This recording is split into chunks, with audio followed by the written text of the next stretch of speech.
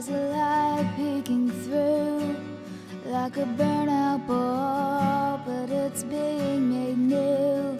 And the light might come fast, like a blur to the eyes, or it just might slow down and make us wonder. As I began the discipline of silence, I realized that I was going to have a dilemma, because it's unnatural for people to be silent all the time. So if I was totally silent, my friends would think that something was wrong, especially if I wasn't talking to them. And people would wonder. Even as I dug into the Bible to figure out what silence was all about, I realized that even in the Bible, sometimes silence is associated with grief and sorrow. And there's even an analogy there, or a metaphor, for silence meaning death. The purpose of silence is really about focusing our attention on someone else who's going to be speaking to us. In this case, for me this week, it's going to be listening for God. Well, this was day 3 in my discipline of silence. Today I found out that I'm starting to get tired of this discipline. Earlier today I wanted to sing a song, but it's kind of been my practice so far to try to cut out unnecessary noise and talking and such, so that I can be quiet and silent and listen for God. It was a little bit of it wasn't hard to, it was a little bit of a wrestle to not sing while I was practicing this discipline.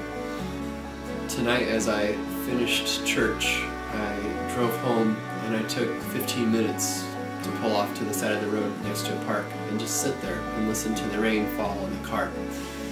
I heard the wind, I heard the rain. I never really heard God come through clearly.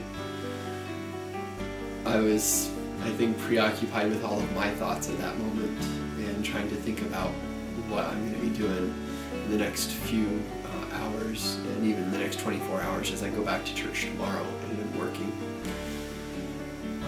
I was processing my day too as I was sitting there.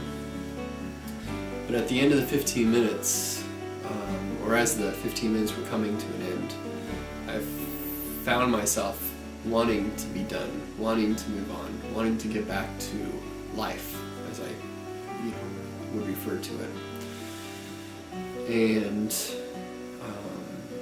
that kind of was reflective of the mood that I've been in for the last, I guess, 4 days or 5 days or so, where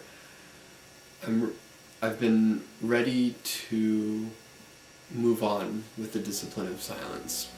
But yet, I also think there may be other times when you're silent where you're practicing disciplines such as Bible study or meditation or even prayer. In those disciplines, you have to limit the amount of noise too, in order to concentrate and to think and to hear what God is speaking to you about through His Word or through the thoughts that He brings to your mind as you pray to Him and as you surface what your will is and share that with Him, and you think about would that reflect His will or not. So even though I'm not sure that in the future I will take 30 minutes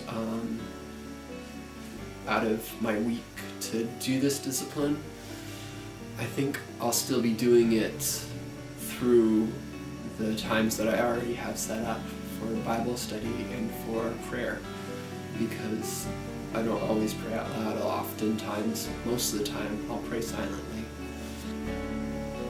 Maybe the value of the discipline of silence is it allows you to rest and prepare yourself for what God wants to say to you or is saying to you, and you just haven't been quiet enough yet to listen and to hear.